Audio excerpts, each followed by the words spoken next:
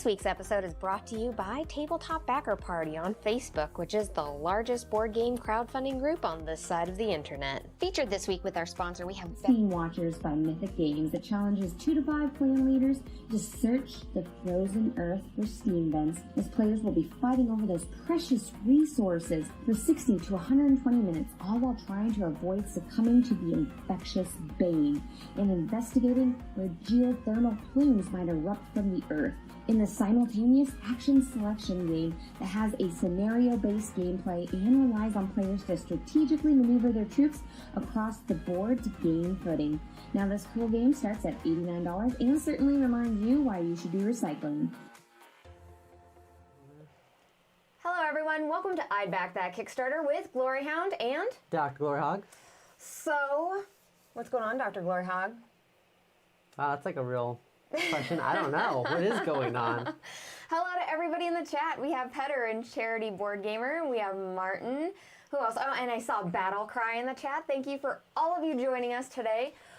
I just got back from Gamma. Like, just got back from Gamma. Oh, hi, Alan. How are you doing?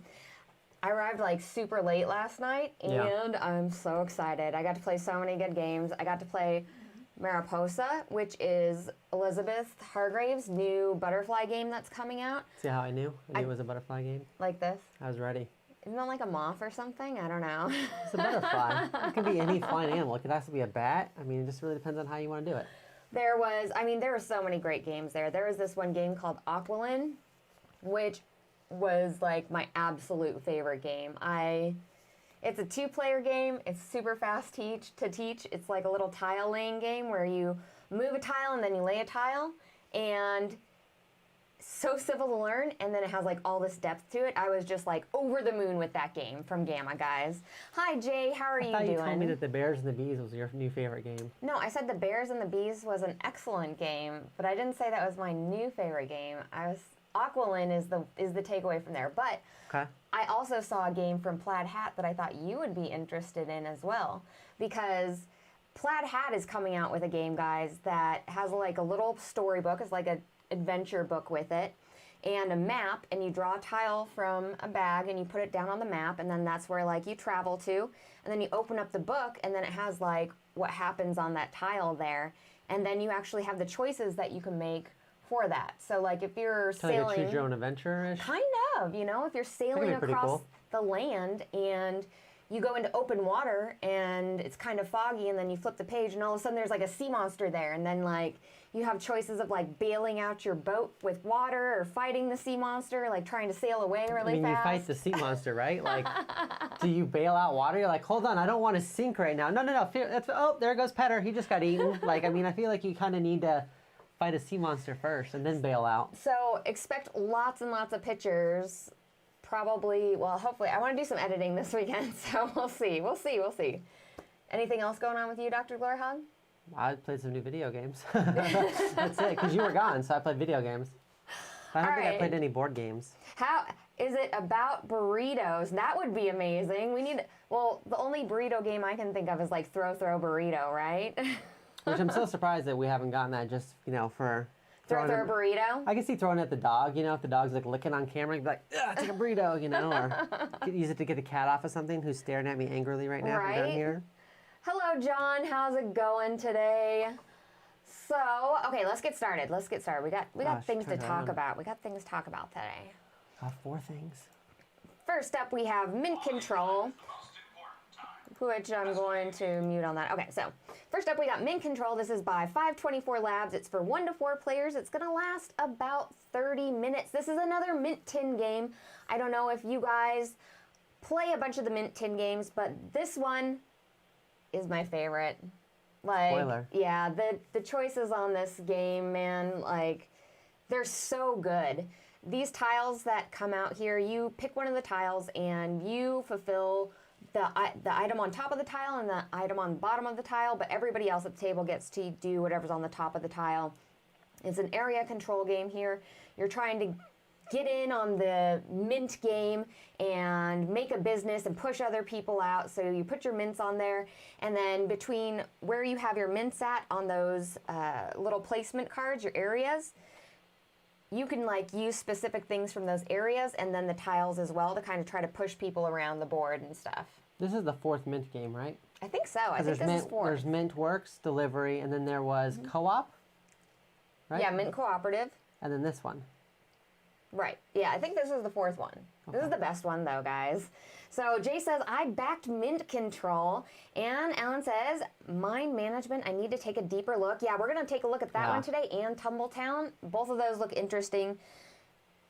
Yeah, these are inexpensive games that, like, kind of end up sneaking past the radar sometimes because you get, The Mint ones are? Because they're like little $10 or tin games? Well, not just the Mint ones, but in general, because you get so many, like last week we had huge games. Huge. You know, and we couldn't back all those games because they were so much money. And then you get a week like this where all these other ones were going at the same time, but you didn't hear as much about these ones, you know, because there's all these huge ones on top of it. You know, you have, Makes sense. What was it? The Chronicles of Crime and Steam Watchers and all those things. You're like, oh my God, all the hype, this is amazing. And then, oh yeah, Mint Control's over here. Does that make sense? Yeah, it can get overshadowed. I mean, a $10, I think that the advantage and the disadvantage of being like a $10 game is the advantage, it's an easy back, right? You look at it, you're like, yeah, this looks interesting enough for $10. Like, that's nothing. That's like the price of one burrito.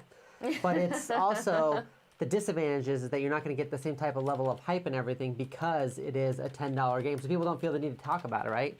When you're buying like this $100, $150, like, this is Tainted Grail with Batman Animated Series minis in it, and like, you know, you get all excited about it, you want to tell everybody about it and stuff, where this is like a little tin game that you're just going to probably buy and then play, and it's going to probably be very enjoyable, but then it's not one that you're like, I'm over here playing this. It doesn't have like that same like wow factor on the table, I guess. Well, that's true. It doesn't have the same wow factor. Because it's like a little thing, right? You're playing it on the table. You can play it on your coffee table. It's not the same thing when you're like out and about. You're like, come to the convention. We're going to play Mint Works. So, you know what I'm saying? Like, it's very... It's not the first thing you bring to a convention with you? No. That's not true. It's something you bring to a convention. I just can't see having like, hey, come play with Gloryhound and everybody, and we're going to be playing Mint Works, right? Because it's a smaller game. So I feel like it's one that it's kind of like a more personal game. And Battlecry says, I would have to play with real mints if I had one of these.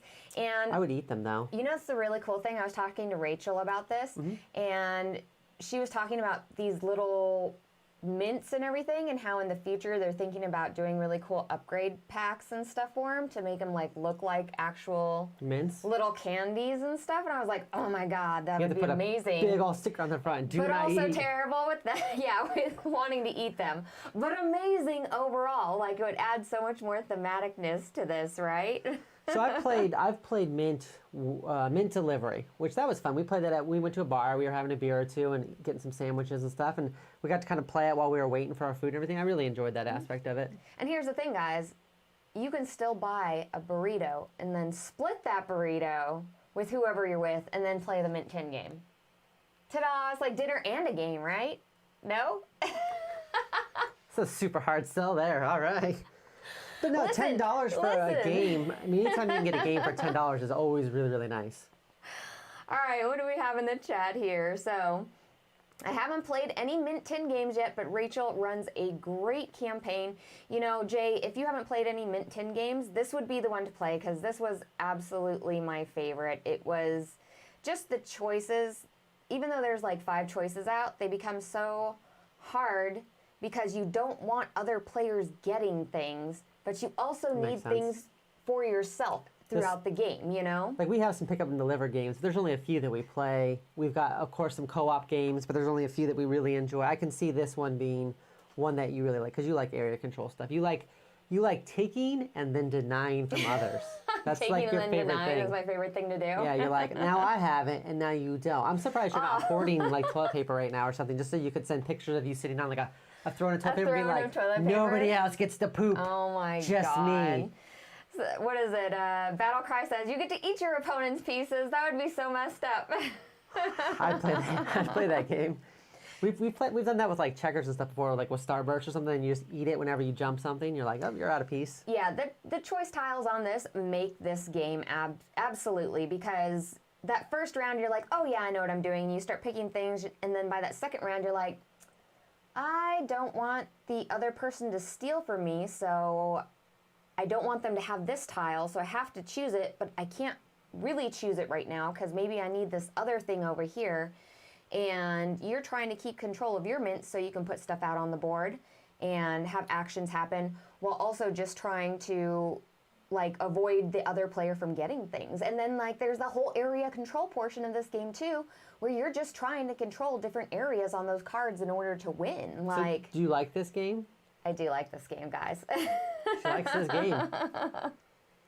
Yeah, and then with it being a $10 game, these are usually games we end up picking up 2 of, so we can usually end up giving them to somebody else throughout the year. Yeah. Yeah, for like a birthday or a holiday thing or something like that, or if somebody loves the game whenever you're playing it with them, you're like, oh, here you go, go ahead and take this one too. Yeah, it's always nice to kind of have some of those around. So Alan says, me too, I backed the last campaign for all 3. Haven't gotten the rewards yet. They're not due until late summer. You know, and all of their components are super amazing. Like, I have to say that at least. Like, yeah, I had fun with Mint Works. the good. components are great, guys. Absolutely. So, DrGloryhogg, would you back this? Sounds like you already are. But yeah, for $10, I mean, it's kind of like a no-brainer. And since you've played all 4 of them, and you say it's the best one, then it seems kind of silly to... We've got the other ones. Why would we not back the best one? I think so, because Mint Delivery was light. It was fun but light. The Mint Co-op? Mint Co-op was the That's hero purple one. Yeah. Right? Yeah, that one there. That was fun because it was like a new idea and you're going through and you're getting to play together. And this one here is just mean and like really hard choices going on. Well, crunchy choices, not mean. Crunchy choices, not mean. You can be mean. You don't have to be mean. You make people cry playing this game? Like, my cinnamon, no. And they're going to have solo play in here where you can play against, they have actually How do you be mean cards. to yourself? Just... Well, Rachel has her own card in there, so Rachel can actually play herself. She plays Rachel. Nice. That's funny. Which is fantastic. Jay says, great idea on getting multiple copies for guests. Absolutely, it's $10. Like, why not, you know? And then it's a really fun game to give out. People usually end up loving them, you know? All right. That's always really good. I want to look at, are you ready for our next one? Ooh, look at those golden Crazy candies. Eddie. These golden candies look amazing, guys. Yeah, Crazy Eddie just went ahead and unlocked too. The new advanced action rules and everything. Nice. So exciting. So DrGloryhogg summed it up for me right there.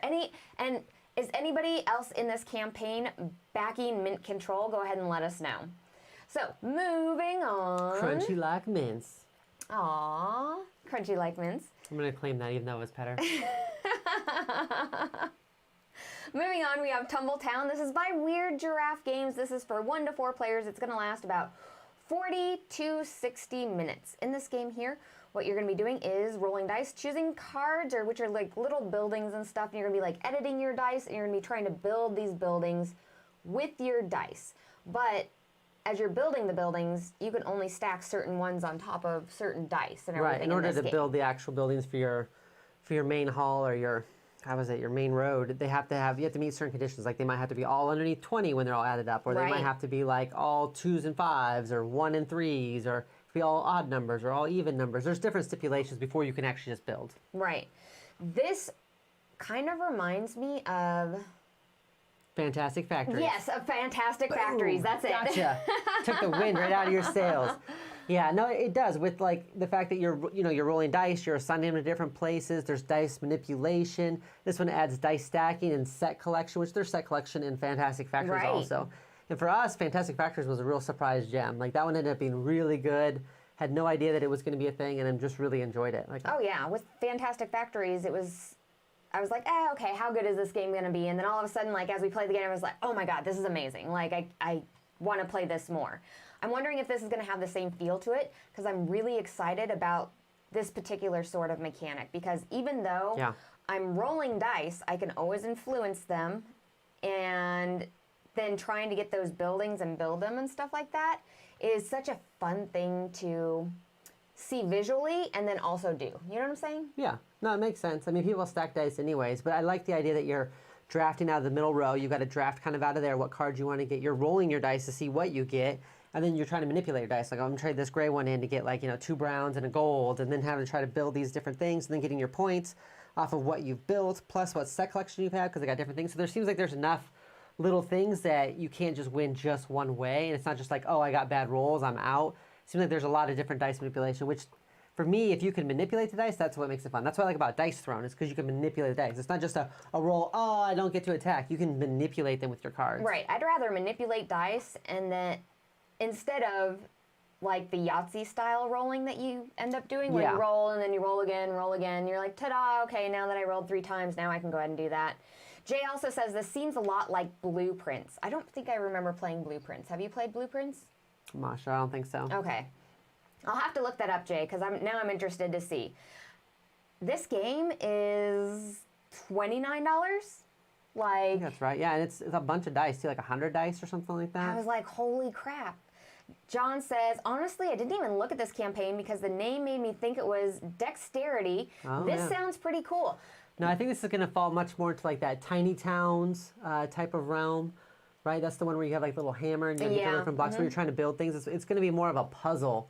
So it's going to be, I feel like it's going to be somewhere between like that tiny towns and like that Fantastic Factories vibe where it's like, 30 to 60-minute game. You're rolling dice, you're manipulating dice, you're building out things, you're trying to do set collection. I think it's got a lot of different things going for it that can make it a lot of fun. Ooh, okay, so here, Petter says, looks cute, but then I looked to see what else they've done and unfortunately had a bad experience with another one of their games at Gen Con last year. Maybe if I demo and it's good. Mike Farrell says, reminds me of a Wii game called Blueprints. Okay, there we go, another Blueprints. Petter, an issue with the company or an issue with another game they made? Yeah, I want to know too, because I was curious, because if you go up to Weird Giraffe Games here, I actually really liked this portion. I'm going to show you guys right here. Let's see here.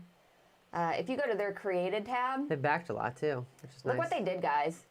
Yeah, with the updates of when things are being shipped. They updated the front picture of everything. We covered Big Easy Busking. Yeah, and like, I wish more companies did this, because whenever I pull up things and I look at what people have done in the past and everything. Oh, they did Fire in the Library too, which I've heard good things about that one. Well, I usually end up clicking on every single one of these things and then like looking on my own, basically, right? But the fact that they put it on here and everything else, and then they put all the dates and everything for everything in there, and they're like, I mean, it's a quick look, and you're like, oh, okay, well, these people actually fulfill their stuff, so that's awesome. I remember because you literally yelled at me and you said, hey, look what they did. I was like, oh my God, get over here, DrGloryhogg. And I was like, well done, well done. I was less enthused about it than you are, but I can see how that could be very interesting. Yeah. So Petter said he just didn't like the game and the sales style was disappointing. Okay. That's always tough though, because you never know if it's the owner of the company or if it's somebody else. Like a volunteer. Yeah, volunteers or something like that. Or even there, like there's a particular person that I have to interact with all the time because I like their store, but not like the owner, and that kind of makes it kind of iffy. And it happens. Not everyone's a salesman. Well, and Jay says, wow, that's a great idea to update the main image. Yeah. Talent strikes and damage do that as well. Okay, oh, that's really good. That's fantastic that more people are doing it because, man. Oh, I just thought about that. We were going to play Public Market at Arizona Game Fair, but Arizona Game Fair got canceled. Maybe we can still reach out to them. Maybe they'll still come up. I wanted to play that game so bad. There was like 2 or 3 Kickstarter games we were going to try to fit in and play live, but maybe we can still talk to them though. Well, this game looks fantastic, and I think for $30, like, hi Kabuki, how are you doing? Yeah, I think for $30. So here's my only critique, and this is a very personal critique because I like Western stuff. It feels too light for me. Like I live in Arizona, and I've never seen that color of sky before. I want it to be like, the art to be a little bit more, like less cartoony and a little bit more, not super realistic, but like just, you either got to go one way or the other. You got to go completely block where like it looks like you're doing some kind of like Lego type of situation, or it's got to be kind of like a little bit more realistic. So I kind of just wish it was a little bit darker, and you know, it's a lot of sand. Like where are they at? In Tombstone? Even Tombstone's not that light. Daily Magic Games. Apologies on that, Alan. So you mean too light, not like the game is too light, but like the actual art I'm on just the cards. specifically talking about the art. Yeah, that's the only thing I have an issue with. Yeah, because I guess I'm like really particular in my Western games, but that's a very small critique. I'm sure it's going to be a lot of fun, and I would back this for sure because I want to play it. Because I do feel like it's going to fit in a very special niche. I don't feel like we have a lot of games that fit into this particular thing. Besides, Fantastic Factories is probably the one we have the closest to this, but this is definitely going to be its own different beast. Oh, absolutely. But that's my only critique, is I wish that the art was a little bit different, but art's very subjective. A lot of people are probably going to enjoy it. So. And I agree with our comments. I can't remember who had said it, but it did originally look like a dexterity game for me. And when I was scrolling through everything, I was like, oh. Yeah, dexterity plus Western, that means you're out. I was not, well, except for one dexterity Western game. Yeah, except for that one. And so I went by it, and it wasn't until somebody else had alerted me to it, and I was like, all right, I'll take another look at this. And I was like, oh, wait. This seems really interesting. Yeah. Like, No, the game seems really down good. with that, yeah. This is probably the one. Trying to make sure I remember every game we got on here. This one might be my favorite out of all of them. Ooh, really? I just think it's very unique. I think this is the one I definitely want to back. It's got its own special little spot. I just think it's going to be very interesting. Oh, there's one other game I'm super excited about too. Oh, okay. So I like how everyone's got different ideas of what DMG. I go right back to like World of Warcraft. That's always damage, man. Damage, yeah, that's Always. what I was DMG thinking. always makes me think of damage. We have Daily Magic Games. We have Dungeon Master's Guide. Yeah, and Mike says the art does look like clip art. And, you know, this is a smaller game company, so they probably don't have a whole lot to spend on a giant art budget. So I can understand maybe they the might art. have a small budget for that. Yeah, being by smaller artists and stuff. But I think that the gameplay is pretty sound. The gameplay sounds amazing. I'm in it for the gameplay, agree. guys. I want to go ahead and back it. I want to back it. All right, back there. Definitely Mint Control. I'd like to back this because I just want to give it a try, you know?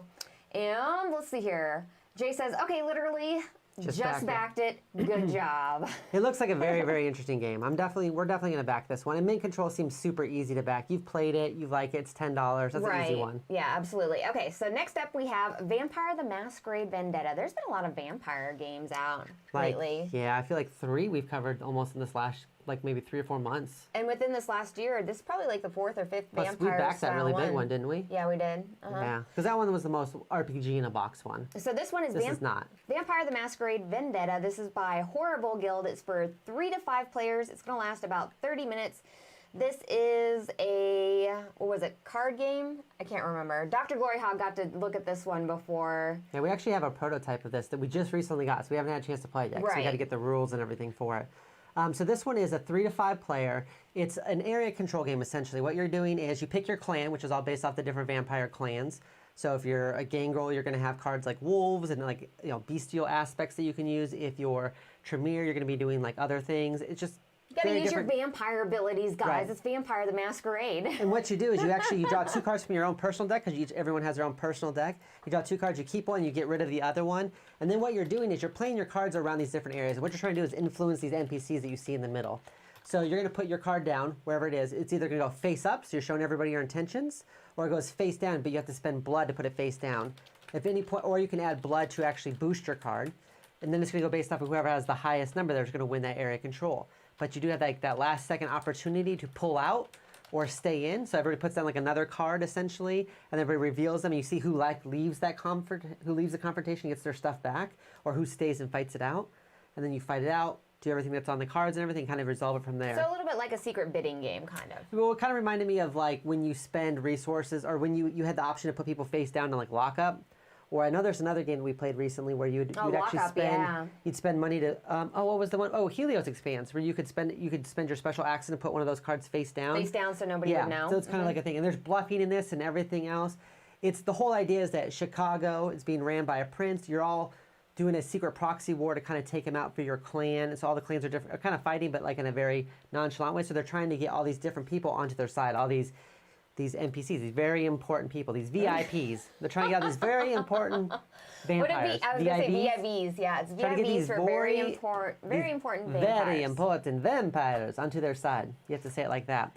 What's interesting about it is that there's just a lot of different things that can happen. Like, so it's just like any other game where when you reveal things, kind of like a smash up or something, like when you reveal these things, different things that can happen. Like you could potentially drain somebody from blood even if you lose, or you win the area, you get that person, then they add to your overall influence, which is good. Or they can increase your blood that you get every turn. The interesting thing is if you strip somebody of all their blood, they go into a frenzy and they have to take all of their people that they've earned, shuffle them up, and then randomly eat one of them. Oh my gosh. Which then they Diablerize them, which gives them a bonus, but then they've also eaten that person, so they lose any kind of income they would have gotten off that person. And then they get negative points for Diablerizing, which is against vampire law. So. Well, I always wonder whenever people introduce a Vampire the Masquerade game, because Vampire the Masquerade is all about that political intrigue happening. Yeah, this one's very political. And for me, I love Vampire the Masquerade so much, so I always hope that people are able to do it right. And I really like the fact that they put the political intrigue in this in the way that you put the cards. What? I was reading that card. It was FCK, the system. And that was a Brewhog card. In the way that Probably. they put the cards down and that you can remove people from there, so you can like trick people, you know? You can like put your cards down in this area and then all of a sudden like you're like, all right, nope, just kidding. Yeah, it's getting too crazy. And move them someplace else, or just, you know, you're basically bluffing the game as you go along in each different area, so you can win the right people for your favor. At the right time, right. And you can totally make it look like you're going all in on one thing, but you're not. You pull out, you use it again somewhere else later. And you'll get to see some of the cards that the players have, but they get them like back in their hand, I believe. So you'll know some of what they have, but then they're also getting a new card every turn. They're best out of 2, because they can look at 2 and keep 1. Right. So you never 100% know what they're going to have. So you have your own specialized deck, and then you get to pick 1 out of the 2 that you draw. So you get to kind of mold your hand, if you will, to the style that you want to play based off of your clan. The only downside to this game is that it's 3 to 5 players. Right. So that 3 players always kind of makes it a little tough. bit harder to play with 3. Right, and I could see why. It wouldn't really make a lot of sense at 2. Mike says, I love the neon art style, and I totally agree. It has a little bit of like that older style Vampire the Masquerade art to it, but with like that splash of color on top of it, which I really, really like. Like, they did a really good job with the art in this game. It makes sense for the time period, because it was kind of like, what, it's supposed to be like in the 90s or something? Right. And I also like the look games. of the back of the cards, too, because you have it's that cityscape, you know? Yeah, like, and it's the different clans. Right, exactly. Like, that's fantastic. I really like that. So the hard sell is, like, the style of game, I think, sounds really good. It looks like it's a lot of fun. The 3-player makes it a little bit tougher, 'cause 3 to 5 is a really weird niche group to have. I mean, if you've got it, great, but if not, I think the other thing is that a lot of this game revolves around the theme. So if you're trying to introduce this to just some random people at a convention or somebody who's never played the RPG, I feel like they're going to lose a little bit of the fun factor. You're like, and now you Diablerize somebody, and they're like, you do what? And like, what's Diablerize? Right, but like in the RPG, if you Diablerize somebody, it's like that's a big deal. That's punishable by death, right? Yeah, So absolutely. like, I think that's the only thing that's holding it back, is that it would be hard for me just to bring this out and be like, hey, Mom, you want to play this game? Well, that's true for maybe non-gamers, but for gamers... I think you can still convince gamers, but like I think the theme is really important, though. Do you think, though, that the majority of gamers have played a vampire game? So, like, in our comments, guys, have the majority of you guys played a Vampire the Masquerade style game? Like, as far as terminology goes, do you guys know the terminology that they're using in here? Because I know that there's another vampire game in the past that used, like, childer and stuff, and... those, again, are just terms that you use in that system, but maybe not everybody knows. So I'm curious to know. I think Vampire the Masquerade is definitely like in the top 5 RPGs as far as players that have played it, right? Or different versions of it. But it's also a horror-based RPG somewhat, and it's very political, so I just don't think not everyone's played it. It's not as accessible as like a D&D is. Right. Right? Because Dungeons & Dragons, like everybody kind of understands the general concept of medieval fantasy with some magic. So I think that's kind of the only thing. So... Alan says, oh, Gloryhound, you're now at 3 for 3 for projects to back this week. You know what? You know what, Alan? I may be at 3 for 3 so far, but it probably doesn't equal the same amount as one game from last week, okay? To be fair. That's true. That's true. I really like Vampire the Masquerade, so like I feel like this would have been great whenever we were playing it and we had that group that we played with all the time, because it feels like it's going to be crunchy enough that's enjoyable for gamers, but still entry level enough. So it's interesting in the comments. So we have John saying, I haven't played any of them, and Petter saying, nope, no Vampire the Masquerade for me. And Alan has no idea as well, not my cup of tea. So that's really interesting. So yeah, I don't think like I said, it's a big game and it's hit a lot of people, but I don't think it's not as accessible as some of the other ones. Because there's still, how many people do we know that we game with who just haven't played an RPG, period? Right. Okay. You know, like Alex, Greg, a lot of them just haven't really played an RPG. Well, even Derek though... Funkhauser just started getting into them. Even though you guys haven't actually played a Vampire the Masquerade game, or you have not...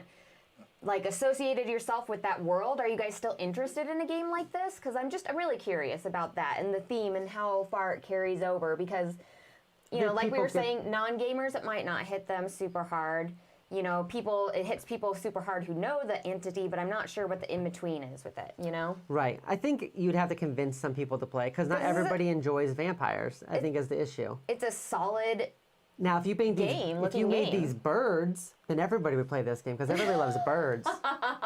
So just call it Wingspan, with vampire birds. Wingspan. No, you could be Wingspan and have it be bats. There you go. Right? Wingspan with bats. That would have solved all the problems, because everyone knows bats are hot right now. Everybody loves flying animals. super hot. But it is. They're so hot right Theme now. makes a difference, right? Just the same way that you tend to overlook westerns, but I get excited about them. A lot of people overlook vampires because it's just not their thing, and I can see how that could draw a lot of people Well, off of whenever it. sparkly vampires came into it, it ruined the vampires, guys. But I bet you, like, the people we have on our RPG show would be really interested in playing this because they've all played vampire. Oh, absolutely. So it's kind of like one of those things, right? Like if you've played it, I think you'd be super interested. I don't think it's bad. I think we still might back it. The only other kind of nitpick I had was just that I noticed that they're double their funding goal, but they've only unlocked 2 stretch goals that they've shown. But I think what they're having you do is vote, so you get to decide what you're going to unlock, like upgraded player pieces or upgraded bag. Oh, okay, so they haven't so refreshed. I think that that's the only issue is that they're doing it that way. So that's kind of slowed down probably them unlocking those stretch goals. But they're at 100,000 out of their 40,000 goal. So, estimated numbers here. So I would imagine there's going to be more. And maybe we'll get a chance to play this. We do have a prototype, so I'd love to try it, to play it live or something. John is saying I'm passing of it because the theme doesn't do it for me. Petter says, well, a word I can't say, birds, especially ducks, because Petter is a duck hater, apparently. There's probably geese around, and that's why. Nobody likes geese. But Petter's also passing on this one. So Silver Key Lounge says, I don't think the time gap between the Vampire the Masquerade popularity will hurt the game. Vampire the Masquerade is coming back hard. And I think the interested will be there. You know what? That's really true because they have the LA by Night RPG that's going on. So Geek and Sundry. Yeah, you got to think of all the people that are playing that, and then maybe they'll see something like this and get super interested in it. Well, I know we've backed. And then there was that whole Vampire the Masquerade video game was supposed to come back, Bloodlines, but I don't know if it's actually coming back now. I heard it got delayed permanently. Oh my gosh, guys! So I was super excited about that one. I thought you even tried to pre-order that one or something. I just wanted my stupid Bloodlines game, guys. Yeah, that was a good game. But they have all the classic, not characters, clans. They have all the classic clans in here and everything. So it looks like a good game. Yeah, I'm definitely not against the game. I'd back this. I kind of figured you'd want to. I'm just saying I feel like it's going to be a little bit harder to get to the table for some people, and that's it. And this is $34, guys.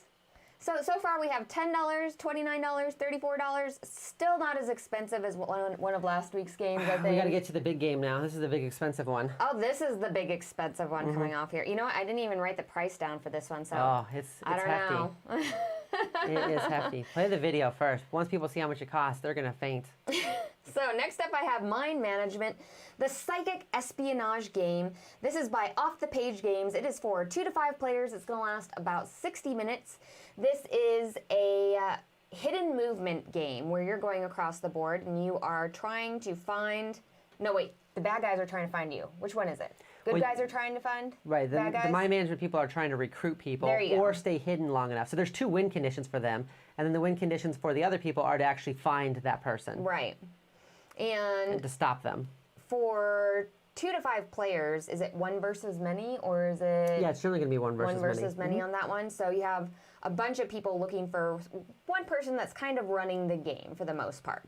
I think the really interesting part on this is that they have these really cool dry erase boards that they added where you're marking down on your dry erase board where you think things are and making notes on there and stuff, and then you're putting stuff on the board. You're basically asking them, once you get to a square on the board, hey, did you go past these icons? And they have to tell you the truth, yes or no, and then you start putting little feet on the board of where they might have passed through, and you guys are just all going through and hunting them down. Oh, and then the other really cool thing was the fact that on some of these parts of the board, you can make it so they can't recruit certain people. And right, so there's 2 different icons on each section of the board, I believe, and it's like, if you end up in a certain spot and you interrogate, or you shake down, you can say hey, have you ever been on a spot with a parrot? And if they have to tell you. If they haven't, they haven't. Or you can potentially block spots and be like, okay, you can't go anywhere where there's a parrot, for example. And that person can never go onto those spots anymore. But so what you do is you can say, have you ever been on a parrot? And they say yes. You can be like, okay, you can put a little footprint there. And you start asking another question. You can put a little footprint there and then try to kind of find where they're going. Right. And trying to kind of basically end up where you think they are and then, try to capture them. Well, I really liked the fact, though, that... You can block.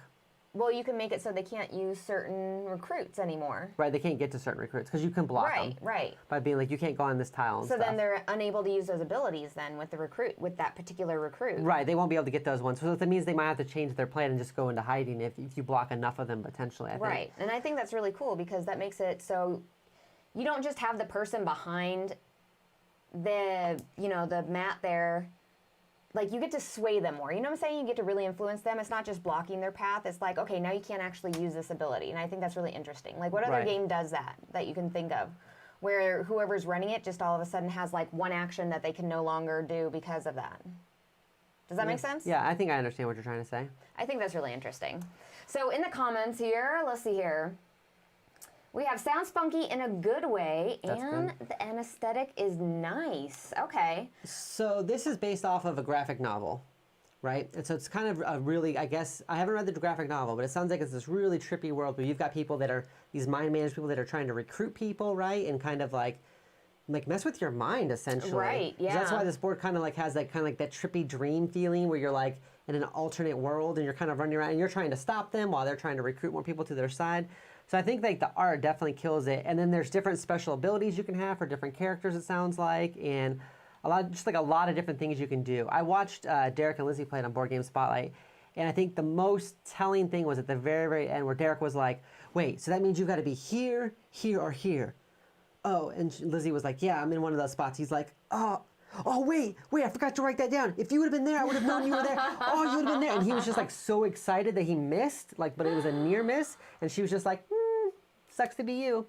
Like, that makes the hidden roll game is good, because the other ones that you've played, sometimes you can be like, I know exactly where you are. You can kind of figure it out. You can kind of almost break it where you're like, I know exactly where they are. Or you have to be here. Or I know you cheated because you should have been right here, or something like that. Where this one seems very much like it's going to be difficult to find that person. And there's more than one win condition. It's not just like I'm just running the whole time. You can also just go and recruit all the people who you're trying to recruit and then win that way because you've recruited enough people to your side.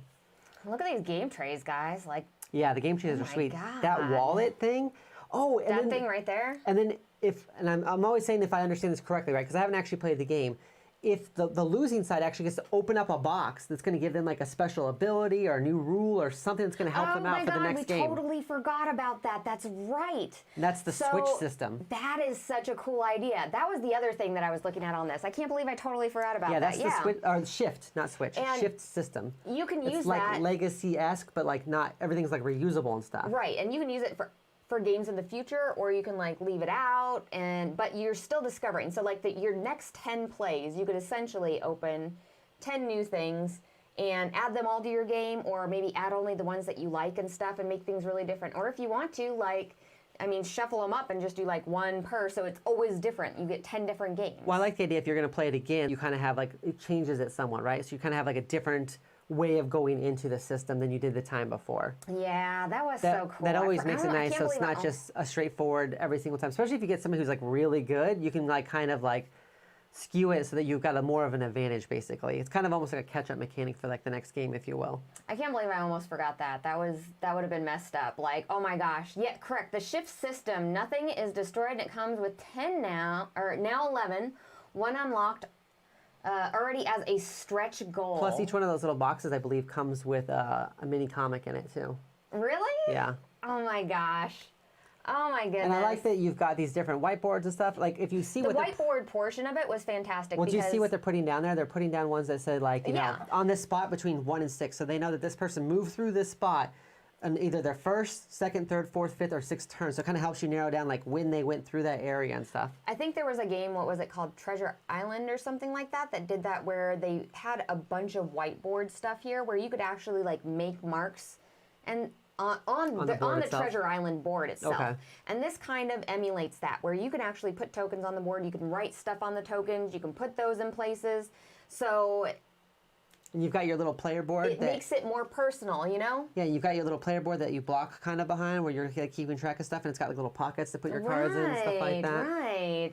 Yeah, no, I'm excited about this one. And there's a deluxe version. And especially from watching Derek and Lizzie play it and stuff, because sometimes the hidden movement games, they can be either really boring if you're not like catching on to where somebody's going, or they can be really super exciting because you feel like you're just one step behind them. Oh, I've definitely gotten frustrated in hidden movement games. Like, I have no idea where you are. I don't know where you are. I'm just going to randomly start looking places with this one here. And I've had people break it, too, by just being like, going through spots you can't go through. Like, that was it Attack from Outer Space or the Outer Space one? Oh, my gosh. What was it? It's that one in the black box. Escape from the aliens in outer space or something. It has a really long name in it.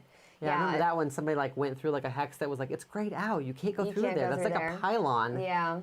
Like, no wonder we couldn't find you if you're hiding out in a non-space. And, you know, with hidden movement games like this where you do have a one versus many, it's almost better for newer players coming into the game just because that many part there you can put your new players into.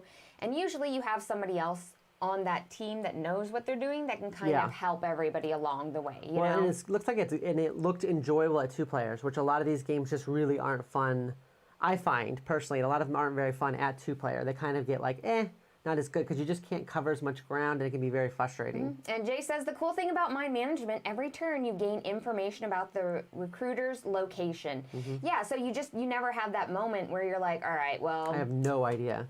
I don't know what's happening right now.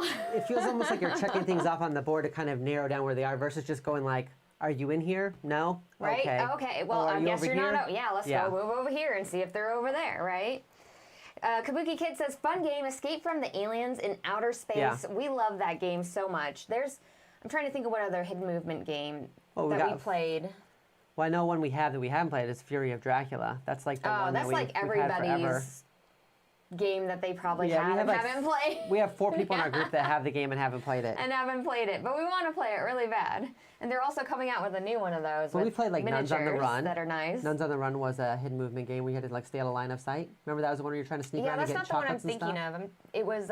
You're thinking about the one Spectre Ops. Spectre Ops. That game can get frustrating sometimes because Game Boy Geek is too good at it and he hides like a jerk. Yeah, he tore me up when I played that with him. I was so mad. I was just like, dude, I don't know where you are and I don't even care anymore. I'm just throwing grenades.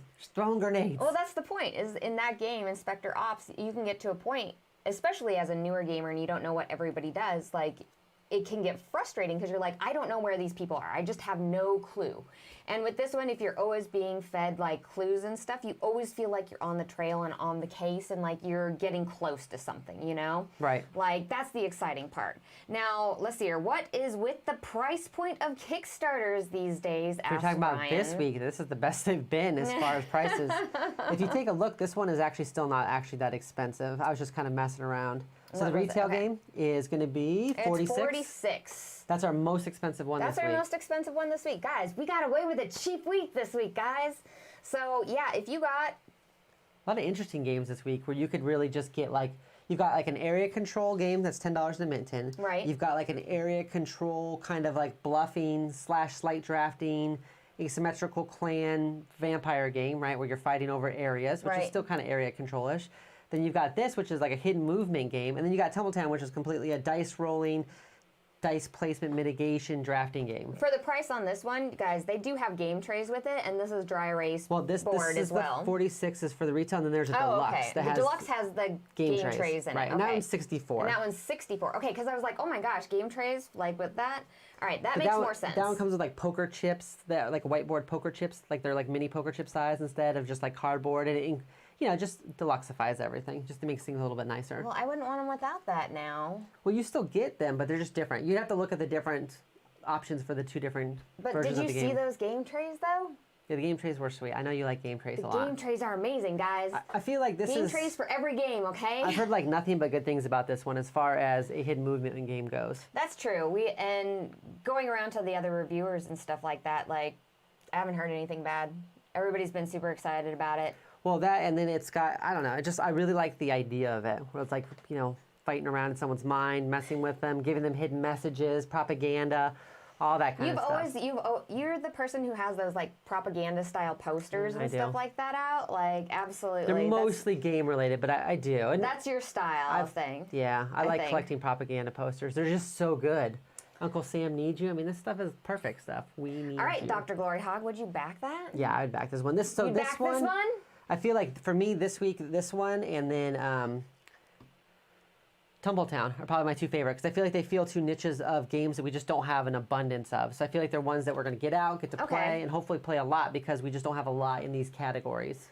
So Jay says, Rado says Mind Management is his favorite hidden movement game of all time. I saw that. I was like, oh my gosh. I think even Funkhauser said that's hardcore. Like, watch out, Whitechapel. Right? I was like, oh my gosh. I just like the idea of this one that's based off of a graphic novel and everything. Out of all the games, I'm actually really happy to have a week of Kickstarters where, like, I don't feel like I'm going to break my bank backing these Kickstarters, guys. Like I said, Yeah, we've had you some could get weeks away with probably getting all of these for one of like the big ones last week.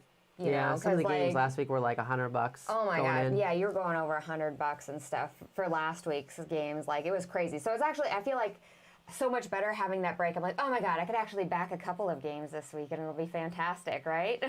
It's true. Okay, so you were talking about your favorites for the week, and yours is Mind Management and Tumble Town, right? Yeah, and I think that's mostly just because I don't enjoy area control as much as you do. But I know you really like area control. That's right. So my picks this week, based purely off of area control, is Mint Control and Vampire the Masquerade Vendetta, because I love some area control games, guys. There's nothing better than winning an area and just sitting back and laughing. You can't come in here. I can enjoy area control and stuff like Tyrants of the Underdark, because it's like deck building area control. I feel like if I'm going to play area control, I need something to add to it. You need something even a little bit more. Add a little bit. You can't just have the Ça ne soit quoi, as my French friends would say. I don't have any French friends, obviously. So John says this week is a pass for me, but with Batman all in, finishing yesterday, I'm being very selective. I totally understand. When you drop $200-300 on a game, it's very easy to be like, I could pass on this. Batman looked amazing though. Like, oh my gosh, we're gonna end up getting Batman in, and I'm super excited about playing it. Yeah, Batman would be good. That's one that's gonna have to go. We're gonna have to do a playthrough and stuff on it. Like, definitely. Oh, so excited, guys. So let us know in the comments, guys, which games are you guys backing this week? If there's something that we missed, let us know so we can take a look at it for next week. Is there anything else that we have going on? Greg is not here because he just got back from vacation. He was like in Disneyland. He was in Disneyland. Having fun, doing things, and he couldn't make it here. Jeez, Greg. So what we're going to be doing upcoming next is we just finished Reichbusters last weekend, which was a lot of fun. We played it like 2 or 3 times after that stream. Oh, absolutely. And we're going to probably end up playing that campaign through this campaign this weekend, I would imagine, if we get it set up. Because once you set it up, it's like anything else. You want to play it 2 or 3 times. You got to play through it, yeah. And it was punishing. We got crushed our last time. The picture I took of the room terrible. was so heartbreaking. We lost on like the last turn. We were there, doors open. All we had to do was walk out the door. Couldn't make it. Couldn't we get all out died. the door. Couldn't get out the door. All died before we could make it out of the door. But we have Trekking the World coming up, which will be on Kickstarter very, very soon. Oh, yeah. Which we've played Trekking the National Parks, which we really enjoyed that one. Hashtag free Greg. Hashtag free Greg. And then the other one we have coming up is...